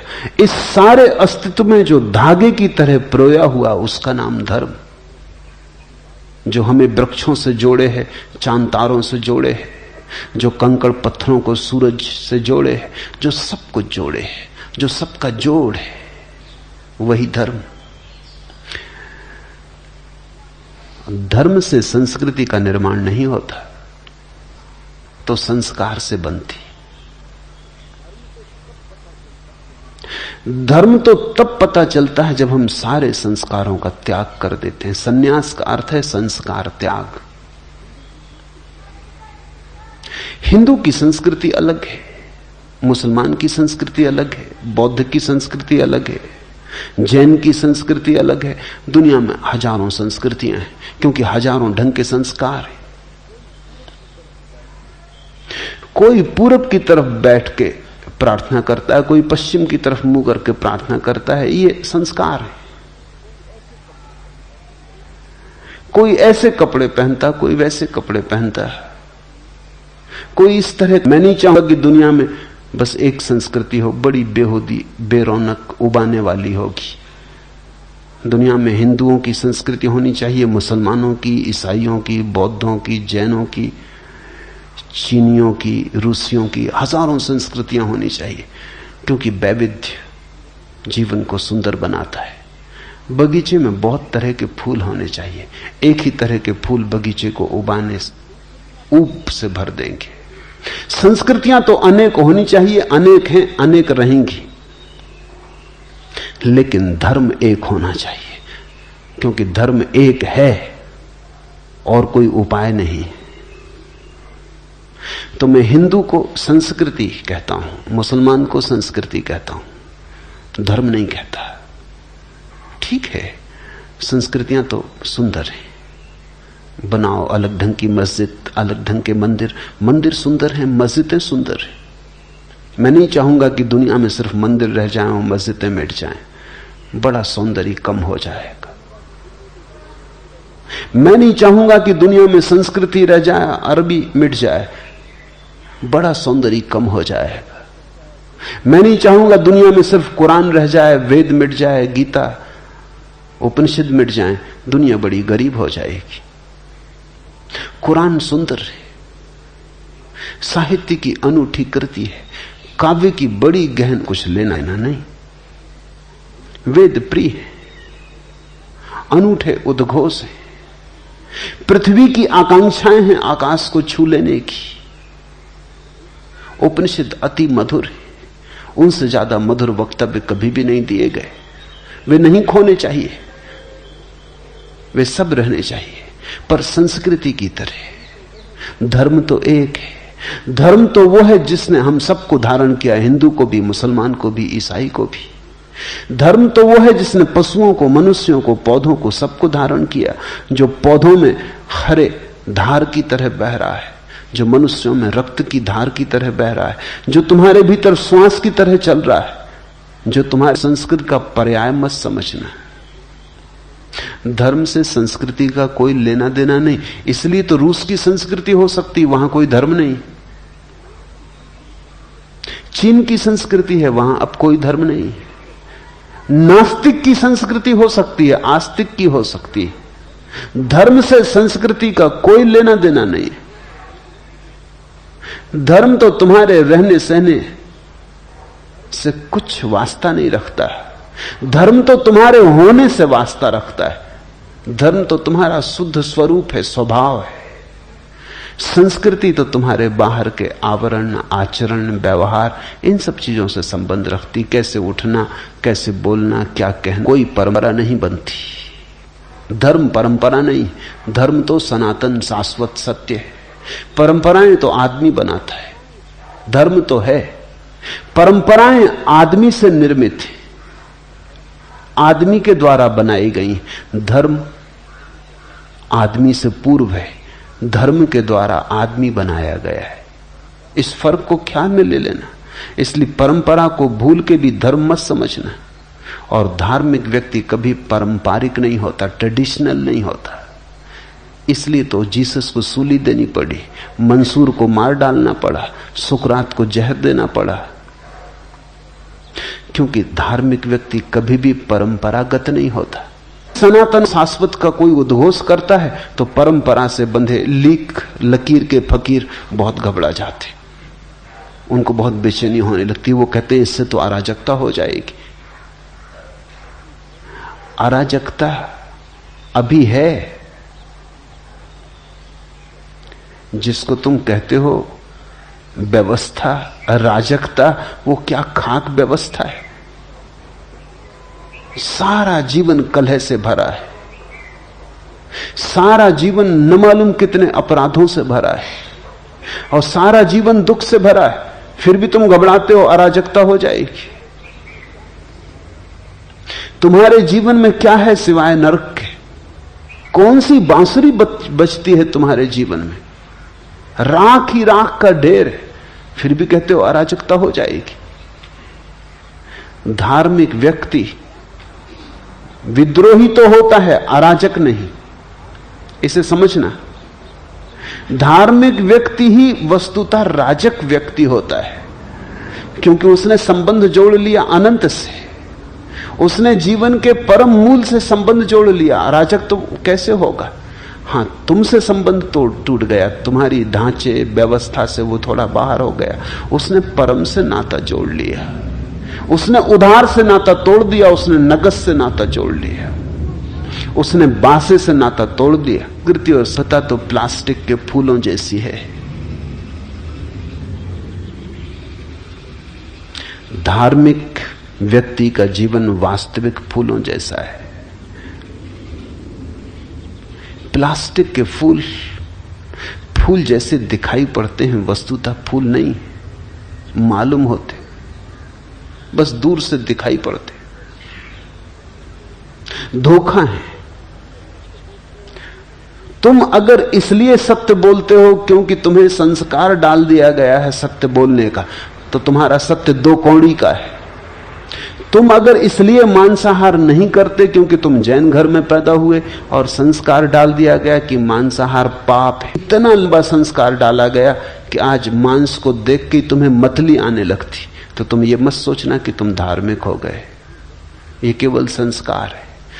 ये व्यक्ति जो जैन घर में पैदा हुआ है और मांसाहार से घबराता है, इसे देख के मतली आती, देखने की तो बात, मांसाहार शब्द से इसे घबराहट होती।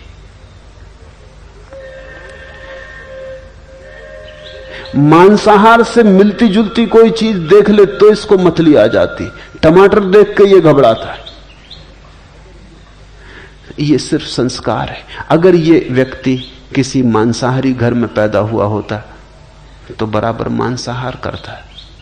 क्योंकि वहां मांसाहार का संस्कार होता, यहां मांसाहार भाव हो चैतन्य का जैसा महावीर के भीतर हुआ, वो संस्कार नहीं था, वो उनका अपना अनुभव था कि किसी को दुख देना अंततः अपने को ही दुख देना है, क्योंकि हम सब एक हैं, जुड़े हैं। ये ऐसे ही जैसे कोई अपने ही गाल पे चांटा मार ले। देर अबेर जो हमने दूसरे के साथ किया है वो हम पर ही लौट आएगा। महावीर को ये प्रतीति इतनी गहरी हो गई, ये बोध इतना साकार हो गया कि उन्होंने दूसरे को दुख देना बंद कर दिया। मांसाहार छूटा इसलिए नहीं कि बचपन से उन्हें सिखाया गया कि मांसाहार पाप है, मांसाहार छूटा उनके साक्षी भाव में, ये करने लगा। चारों तरफ मांसाहार देखता है, पहले घबराता है, पहले नाक भौं से कौड़ता है, फिर धीरे धीरे अभ्यस्त होता चला जाता है।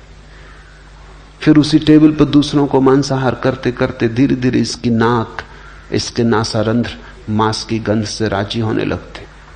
फिर दूसरी संस्कृति का प्रभाव, वहां हर एक व्यक्ति का कहना कि बिना मांसाहार के कमजोर हो जाओगे। देखो ओलंपिक में तुम्हारी क्या गति होती बिना मांसाहार के, एक स्वर्ण पदक भी नहीं ला पाते। स्वर्ण पदक तो दूर, तांबे का पदक भी नहीं मिलता है।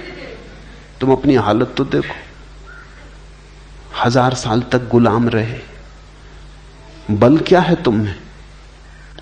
तुम्हारी औसत उम्र कितनी है? कितनी हजारों बीमारियां तुम्हें पकड़े हुए। निश्चित ही मांसाहारी मुल्कों की उम्र 80 साल के ऊपर पहुंच गई, औसत उम्र 80-85, जल्दी ही 100 साल औसत उम्र हो जाएगी। यहां 30-35 के आसपास हम अटके हुए। कितनी नोबेल प्राइज तुम्हें मिलती। अगर शुद्ध शाकाहार बुद्धि को शुद्ध करता है तो सब नोबेल प्राइज तुम्ही को मिल जानी चाहिए थी। बुद्धि तो कुछ बढ़, एक आध जैन को नोबेल प्राइज मिली, क्या मामला क्या है? तुम 2000 साल से शाकाहारी हो, 2000 साल में तुम्हारी बुद्धि अभी तक शुद्ध नहीं हो पाई। तो मांसाहारी के पास दलीलें हैं, वो कहता तुम्हारी बुद्धि कमजोर हो जाती, क्योंकि ठीक ठीक प्रोटीन, ठीक ठीक विटामिन, ठीक ठीक शक्ति तुम्हें नहीं मिलती, तुम्हारी देह कमजोर हो जाती, तुम्हारी उम्र कम हो जाती, तुम्हारा बल कम हो जाता। अमेरिका में तुम रोज देखते हो, खबरें सुनते हो अखबार में कि किसी 90 साल के आदमी ने शादी की, तुम हैरान होते हो, तुम कहते हो ये मामला क्या पागलपन का है। लेकिन 90 साल, तो जैसे कोई जाके पश्चिम की संस्कृति में रहता, वहां ये सब दलीलें सुनता है और प्रमाण देखता है और उनकी विराट संस्कृति का वैभव देखता है, धीरे धीरे भूल जाता है। महावीर को अगर पश्चिम जाना पड़ता तो वो मांसाहार नहीं करते, वो फूल स्वाभाविक था। वो कहते ठीक 2-4-10 साल कम जिएंगे, इससे हर्ज क्या, ज्यादा जीने का फायदा क्या है? ज्यादा जी के तुम करोगे क्या? और थोड़े जानवरों को खा जाओगे, और क्या करोगे?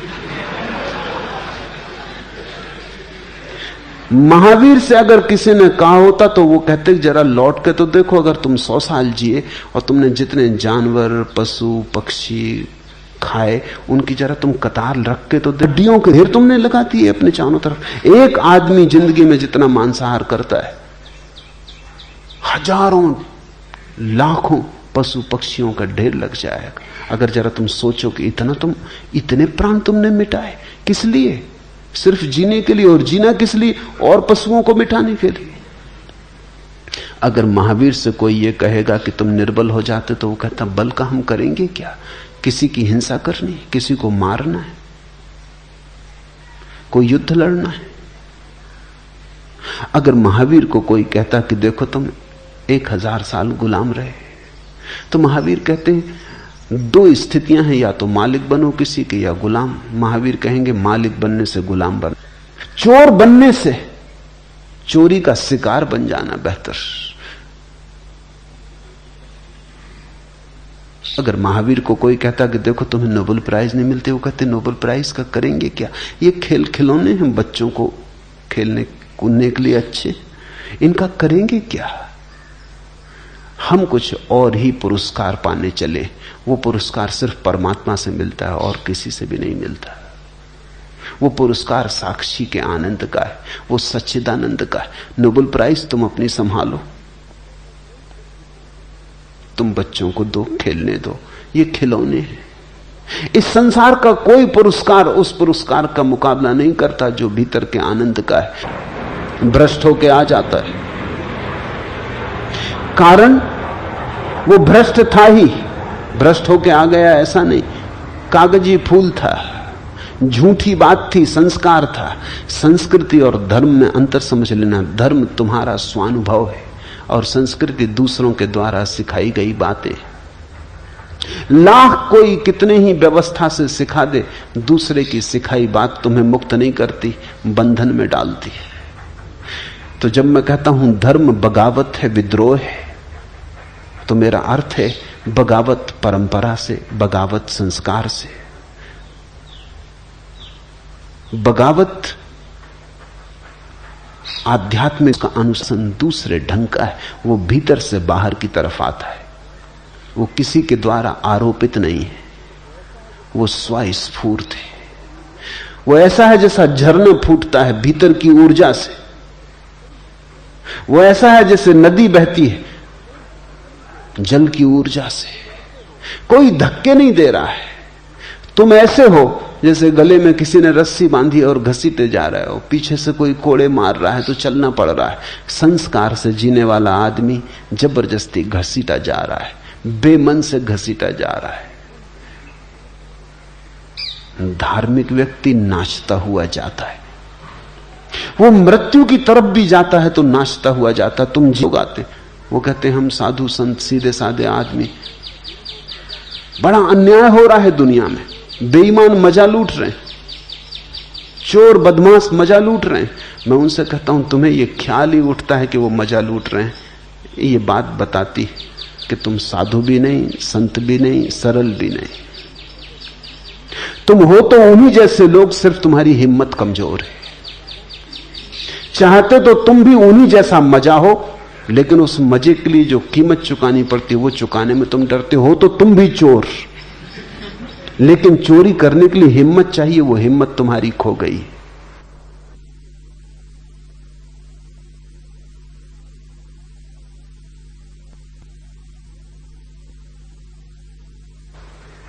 चाहते तो तुम भी हो कि बेईमानी करके धन का अंबार लगा लें, लेकिन बेईमानी करने में कहीं फंस ना जाएं, पकड़े ना जाएं, इसलिए तुम रुके हो। अगर तुम्हें पक्का आश्वासन दे दिया जाए कि कोई तुम्हें पकड़ेगा नहीं, कोई तुम्हें पकड़ने वाला नहीं है, कोई पकड़ने का डर नहीं, तुम तत्क्षण चोर हो जाओगे। धार्मिक व्यक्ति तो दया खाता है उन पर जो बेईमानी कर रहे हैं, क्योंकि वो कहता है ये बेचारे कैसे परम आनंद से वंचित हो रहे हैं, जो हमें मिल रहा है वो इन्हें नहीं मिल रहा।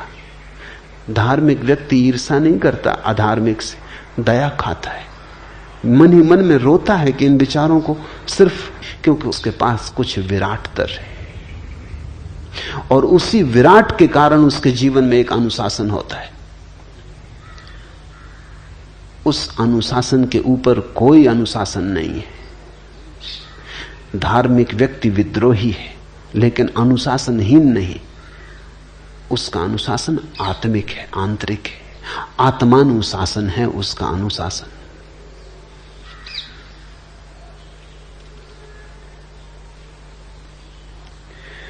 और जिसको तुम राजकता कहते हो, जिसको तुम व्यवस्था कहते हो, ये व्यवस्था ने दिया क्या है? युद्ध दिए, हिंसा दी, पाप दिए, घृणा दी, वैमनस्य दिया क्या है? पापियों ने तो हमको बचाया सदा, पाप हमने किए सज्जनों के लिए। प्रश्न जब भी मिले सब मुखौटे लगा, उम्र हमको मिली उलझनों के लिए। भीड़ सपनों की हमने उगाई सदा, बंजारों के नगर निर्जनों के लिए।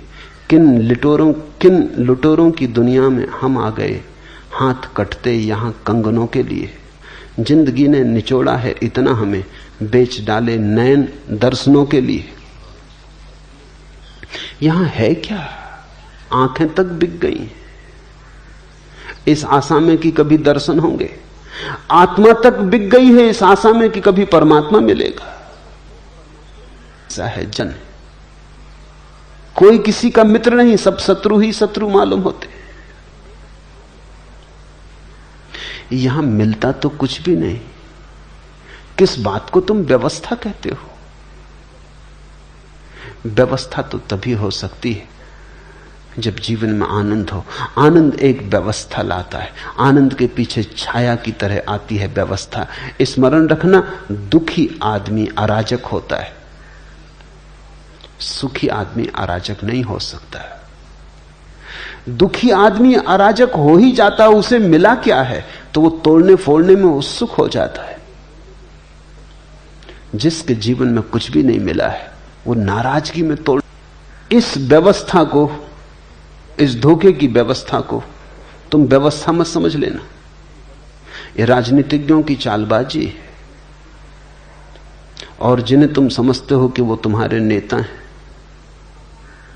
जिन्हें तुम समझते हो तुम्हारे राहबर, वो राहजन है, वही तुम्हें लूटते हैं।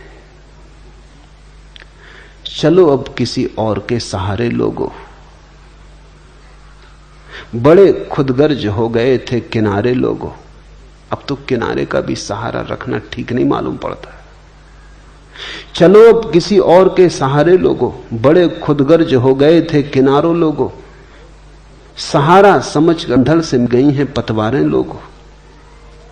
क्या गुजरेगी सफीने पे खबर नहीं, अंधड़ से मिल गई हैं पतवारें लोगों।